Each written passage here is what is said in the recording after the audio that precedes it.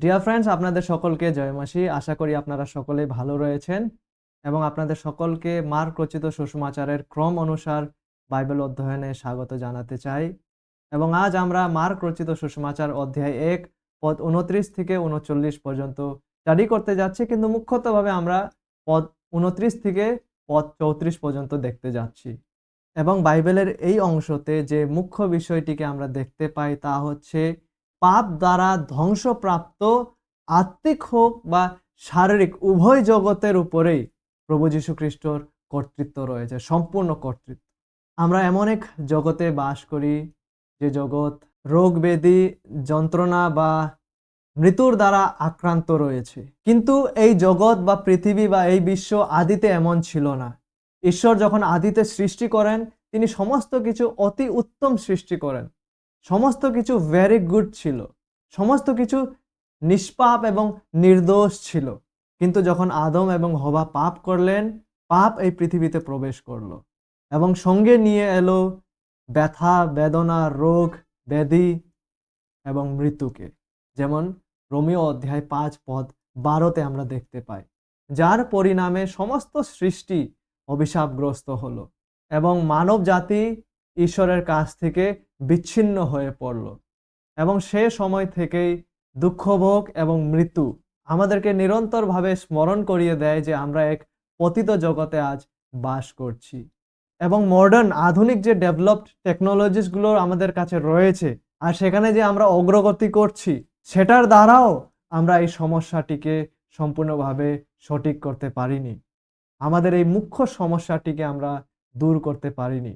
এবং একটু ভাবুন, আজ থেকে 2000 বছর আগে পরিস্থিতি আরো বেশি ভয়াবহ ছিল, কেননা সে সময় সেরকম চিকিৎসার জন্য সহায়তা ছিল না। মেডিকেল ফ্যাসিলিটিস বা হসপিটালস প্রায় ছিলই না। যদিও প্রভু যীশু খ্রিস্ট মুখ্যভাবে এই পৃথিবীতে পাপীদেরকে ঈশ্বরের ন্যায় বিচার থেকে উদ্ধার এবং রক্ষা প্রদান করার জন্য এসেছিলেন, তবুও প্রভু যীশু খ্রিস্ট তার উদ্ধারের ক্ষমতাটিকে প্রদর্শিত করেছে, কিন্তু সাথে সাথে তিনি তার করুণা এবং দয়াকেও প্রদর্শিত করেছে। কিভাবে?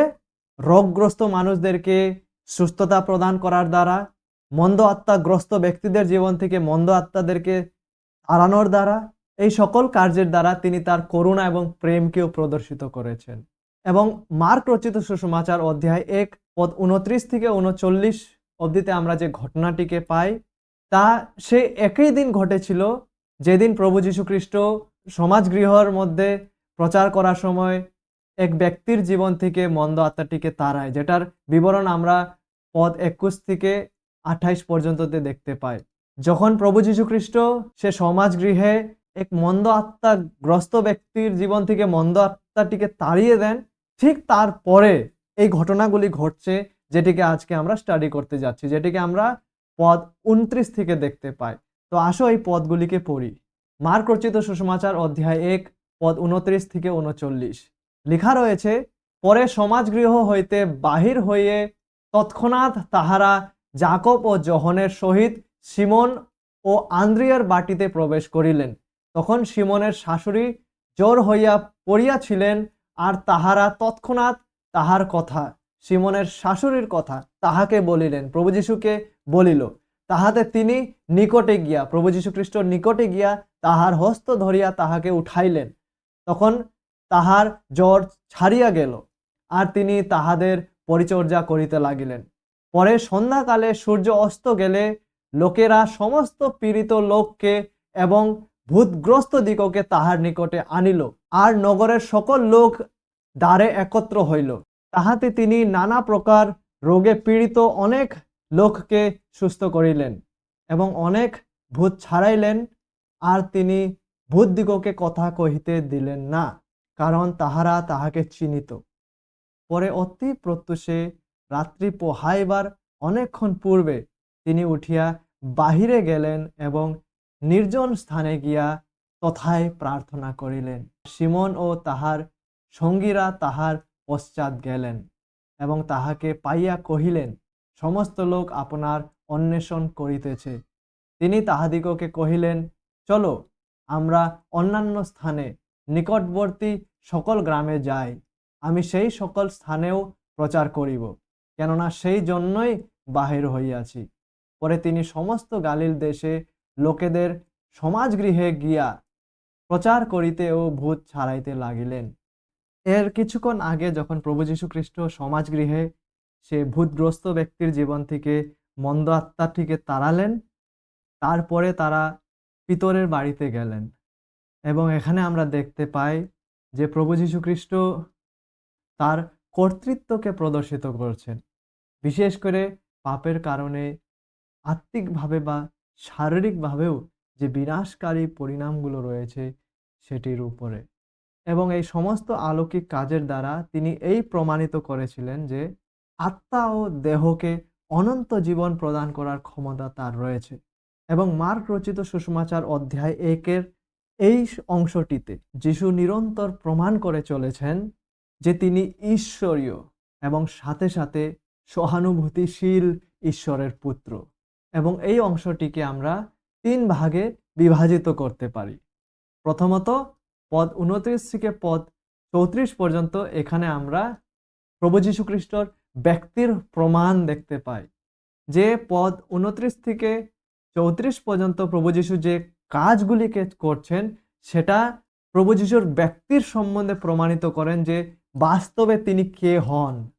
এবং পদ 35-এ আমরা প্রভু যীশু খ্রিস্টর প্রার্থনাকে দেখতে পাই এবং পদ 36 থেকে 39 পর্যন্ততে আমরা প্রভু যীশু খ্রিস্টর তার মিশনের প্রাথমিকতাকে দেখতে পাই যে তিনি বাস্তবে কেন এসেছিলেন, তিনি যখন তার মিশন কাজগুলিকে করছিলেন সেগুলি কি বিষয় ছিল যেটির প্রতি প্রভু যীশু খ্রিস্ট প্রাথমিকতা প্রায়োরিটিকে দিয়েছেন বা অধিক গুরুত্বকে দিয়েছেন।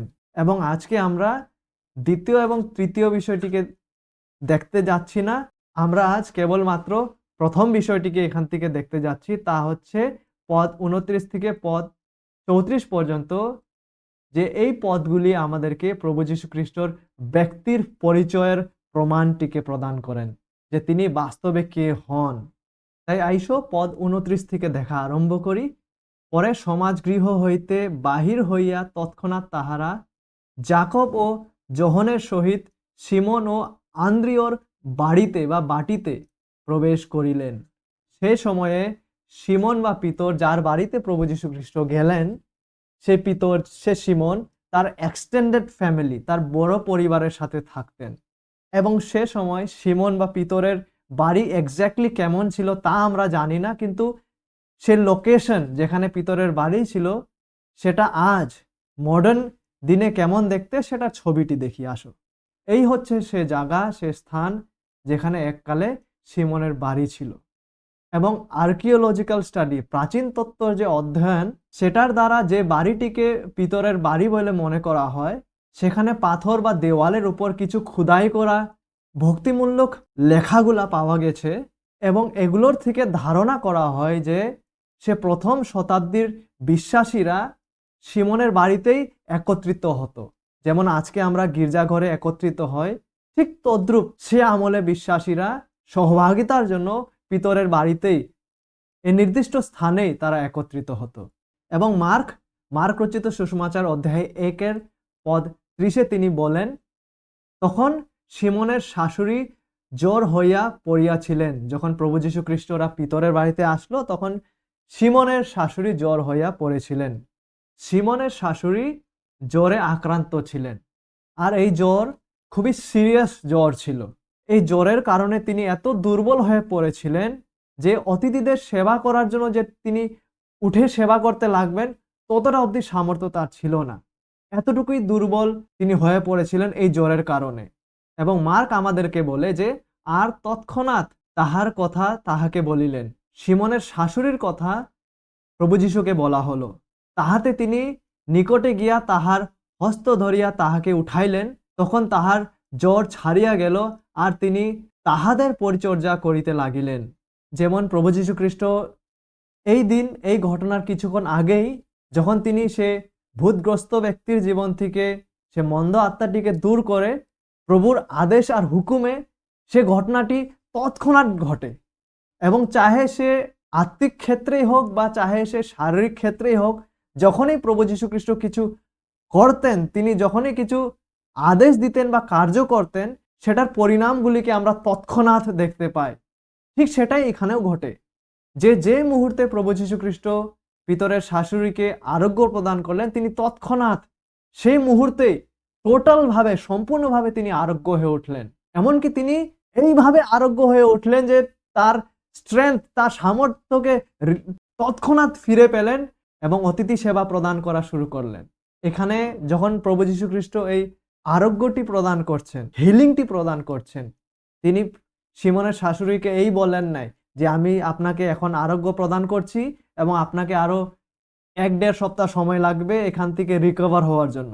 না, যে মুহূর্তে প্রভু যীশু খ্রিস্ট মিরাকলাসলি, অলৌকিকভাবে সুস্থতা প্রদান করেছেন, তৎক্ষণাৎ, ইনস্ট্যান্টলি, ইমিডিয়েটলি পিতরের শাশুড়ি সেখানে সুস্থ হয়ে উঠলেন। এটি প্রমাণ দেয় যে প্রভু যীশু খ্রিস্টর আরোগ্য প্রদান করার ক্ষমতা পূর্ণ ছিল এবং তা সঙ্গে সঙ্গে কার্যকর হতো এবং তার রেজাল্ট কমপ্লিট হিলিং। তারপর সেদিন আরো কি হলো, মার্ক সে বিষয়ে আগে বলছে। আসো দেখি পদ 32 থেকে। পরে সন্ধ্যাকালে সূর্য অস্ত গেলে লোকেরা সমস্ত পীড়িত লোককে এবং ভূতগ্রস্ত দিগকে তাহার নিকটে আনিল। এখানে রোগগ্রস্ত, পীড়িত ব্যক্তি বা ভূতগ্রস্ত ব্যক্তিদেরকে সন্ধ্যাকালে বা সূর্য অস্তর সময় আনা হচ্ছে, কেননা এই দিনটা বিশ্রামবার ছিল। কেননা সাব্বাতের দিনে, বিশ্রামবারের দিনে আরাধনালয়ে প্রচার করার পরেই প্রভু যীশু খ্রিস্ট এখানে আসেন এবং যেহেতু যিহুদি রীতিরিওয়াজের অনুযায়ী সাব্বাতের দিনে, দিনের বেলা সেভাবে তাদের নিয়ম অনুযায়ী সেভাবে রোগীদেরকে উঠিয়ে আনা বারণ ছিল, তাই তারা এই লোকেরা রোগগ্রস্ত ব্যক্তিদেরকে, ভূতগ্রস্ত দিগকে সন্ধ্যার সময় যখন সূর্য ডুবলো তারপর তারা নিয়ে আনতে শুরু করলো। এবং মার্ক এটাও বর্ণনা করে পদ 33-এ দেখুন, আর নগরের সকল লোক দ্বারে একত্র হইল। প্রায় সম্পূর্ণ শহরই পিতরের বাড়ির দরজাতে এসে একত্রিত হলো। লোকেরা নিরন্তর যিশুর কাছে আসতে থাকলো এবং অসীম করুণায় প্রভু যীশু খ্রিস্ট তাহাতে তিনি নানা প্রকার রোগ পীড়িত অনেক লোককে সুস্থ করিলেন। তিনি অসংখ্য অসংখ্য লোকেদেরকে, থাউজেন্ডস, অনেক লোকেদেরকে, সবাইকে যারা তার কাছে এসেছিলেন তাদেরকে সুস্থতা প্রদান করলেন। কেউ কেউ নানা প্রকারের রোগে আক্রান্ত ছিল, আর প্রভু যীশু খ্রিস্ট তৎক্ষণাৎ তাহাদেরকে সম্পূর্ণভাবে সুস্থতা প্রদান করলেন। এবং কেউ কেউ এমনও ছিল যারা মন্দ আত্মায় আক্রান্ত ছিল এবং প্রভু যীশু খ্রিস্ট সেই ব্যক্তিদের জীবন থেকে এই মন্দ আত্মাদেরকেও তাড়িয়ে দিলেন।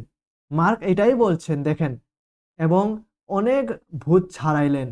এবং মার্ক বলছে যে আর তিনি প্রভু যীশু খ্রিস্ট ভূতদিগকে কথা কহিতে দিলেন না, কারণ তাহারা তাহাকে চিনিত।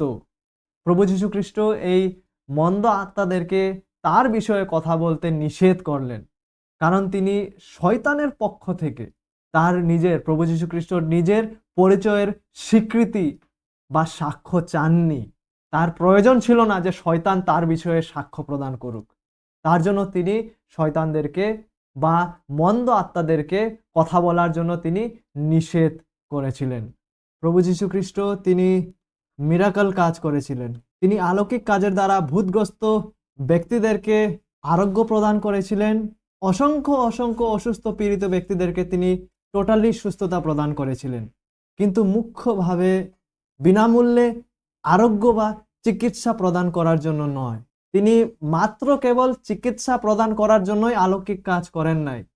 তিনি মাত্র বিনামূল্যে ফ্রিলি আরোগ্যতা প্রদান করার জন্যই অলৌকিক কাজগুলোকে করে নাই, বরং তিনি এই সমস্ত অলৌকিক কাজগুলো এইটার জন্যই করেছিলেন কেননা এইগুলো তার সুসমাচারের প্রমাণ দিচ্ছিল।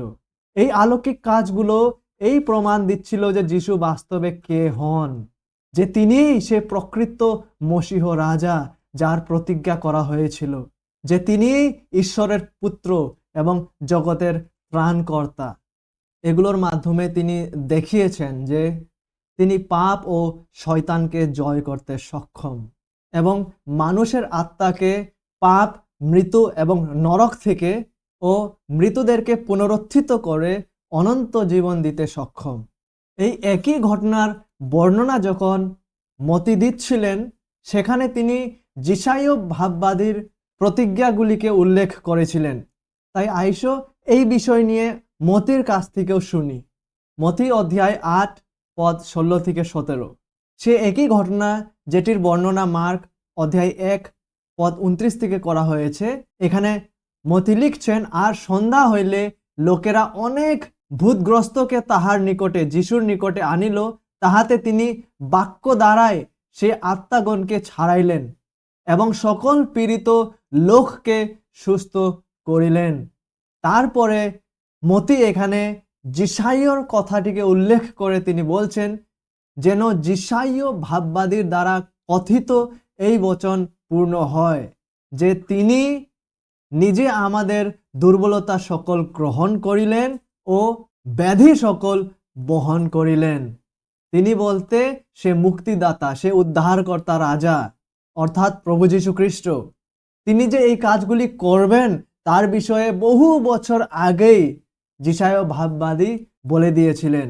অর্থাৎ যখন প্রভু যীশু খ্রিস্ট এই মহান আশ্চর্য কাজগুলি করছেন, মতি আমাদের বলছে যে দেখো, ভবিষ্যৎ বক্তা যিশায়ও যে কথাগুলিকে বলছিল ঠিক তাই এখানে ঘটছে, যে যিশু নিজে আমাদের দুর্বলতা সকল গ্রহণ করিলেন যখন তিনি লোকেদেরকে আরোগ্য করছিলেন। এবং প্রভু যীশু খ্রিস্ট তার কার্যের দ্বারা অন্তত 3 ভাবে এই প্রতিজ্ঞাটিকে পূর্ণ করেছেন। প্রথমত, যাদের প্রভু যীশু খ্রিস্ট আরোগ্য প্রদান করেছিলেন তাদের যন্ত্রণা বা অসুস্থতার প্রতি তিনি গভীর সহানুভূতি বা কম্প্যাশন তিনি প্রকাশ করেছিলেন, কারণ তিনি তাদের হৃদয়ের বেদনাটিকে সম্পূর্ণভাবে জানতেন। এবং দ্বিতীয়, তিনি সেই ধ্বংসাত্মক শক্তি অর্থাৎ পাপের শক্তির প্রতি শোক প্রকাশ করেছিলেন, যে পাপের শক্তি যন্ত্রণা নিয়ে আনে। যখন প্রভু যীশু খ্রিস্ট তার মিত্র কবরস্থ লাজারের কবরের সামনে এসে তিনি কেঁদেছিলেন, উইপ করেছিলেন, তা এই জন্যই না যে লাজার মারা গেছে, কেননা প্রভু নিজেই জানেন যে লাজার কিছুক্ষণেই আবার জীবিত হতে যাচ্ছে, বরং তিনি পাপের বাস্তবতার জন্য শোক করেছিলেন, যে পাপ প্রত্যেক মানুষের জীবনে দুঃখ এবং মৃত্যুকে নিয়ে আনে। অসুস্থতা ও মৃত্যুর কষ্টগুলিকে দেখে তিনি অভিশাপের প্রভাবের জন্য শোকিত বা দুঃখিত হয়েছিলেন। এইভাবেও তিনি যিশায় ভাববাদীর দ্বারা কথিত বচনটিকে পূর্ণ করেন। এবং তৃতীয়ত ও সবচেয়ে গুরুত্বপূর্ণভাবে প্রভু যীশু আমাদের দুর্বলতা সকল গ্রহণ করিলেন এবং তিনি আমাদের ব্যাধি সকল বহন করিলেন। কিভাবে? পাপকে সম্পূর্ণভাবে ডিফিট বা পরাজিত করার দ্বারা, যাতে শেষ পর্যন্ত আলটিমেটলি সমস্ত অসুস্থতা ও মৃত্যু ও দুঃখ দূর হয়ে যায়। এখানে রাজা প্রভু যীশু খ্রিস্ট তার অনন্ত রাজ্য যেটা একদিন আসতে যাচ্ছে, যে সে রাজ্য কেমন হতে যাচ্ছে, সে মহিমাময় রাজ্যের এক ঝলক তিনি দিচ্ছিলেন, যে রাজ্যে চিরদিনের জন্য, অনন্তকালের জন্য সব প্রকারের দুঃখ ও রোগ দূর হয়ে যাবে। মানুষকে পাপের ভয়াবহ প্রভাব থেকে মুক্ত করার জন্য যিশুকে নিজেকেই দুঃখ ভোগ করতে এবং মৃত্যুবরণ করতে হয়েছিল, কেননা পাপ পরাজিত না হওয়া পর্যন্ত অসুস্থতা বা দুঃখ ও মৃত্যু চিরকালের জন্য দূর হতে পারে না। তার মৃত্যুর মাধ্যমে প্রভু যীশু খ্রিস্ট পাপের মূল্যটিকে পরিশোধ করেছেন এবং তার পুনরুত্থানের মাধ্যমে তিনি মৃত্যুর উপরে জয় করেছেন। এইভাবে মৃত্যু ও পুনরুত্থানের মাধ্যমে প্রভু যীশু সকল বিশ্বাসীর জন্য পাপ এবং মৃত্যুকে পরাজিত করেছেন। প্রভু যীশু খ্রিস্টের উদ্ধারের এই মহান কার্য বিশ্বাসীদের জন্য সম্পূর্ণভাবে ভবিষ্যতে পূর্ণ হতে যাচ্ছে, যখন তাদেরকে প্রভু যীশু খ্রিস্টের দ্বারা পুনরুত্থিত মহিমান্বিত শরীর দেওয়া হবে। যারা খ্রিস্টের উপর সত্য বিশ্বাস করেছে, সেই গৌরবময় দিনে তারা এমন এক দেহ পেতে যাচ্ছে, যে দেহ অনন্তকালের জন্য পাপ, রোগ, মৃত্যুর ভয় থেকে টোটালি মুক্ত থাকবে। যদিও এই আশা এখনো ভবিষ্যতের বিষয়, তবুও প্রভু যীশু খ্রিস্টের পৃথিবীতে থাকাকালীন যে কার্য সকল ছিল, তার কার্যকালগুলি, সেটির মধ্য দিয়ে যিশু প্রমাণ করেছেন যে তিনি এই প্রতিশ্রুতি বা প্রতিজ্ঞাটিকে পূর্ণ করতে সক্ষম। এটাই ছিল আজকে আমাদের মার্ক অধ্যায় ১ পদ ২৯ থেকে ৩৯ এর ১ম বিষয় এবং নেক্সট টাইম আমরা এখান থেকে ২য় এবং ৩য় বিষয়গুলিকে দেখতে যাচ্ছি। ঈশ্বর যেন আপনার বাক্যের দ্বারা আমাদেরকে আশীর্বাদিত করুন। ধন্যবাদ।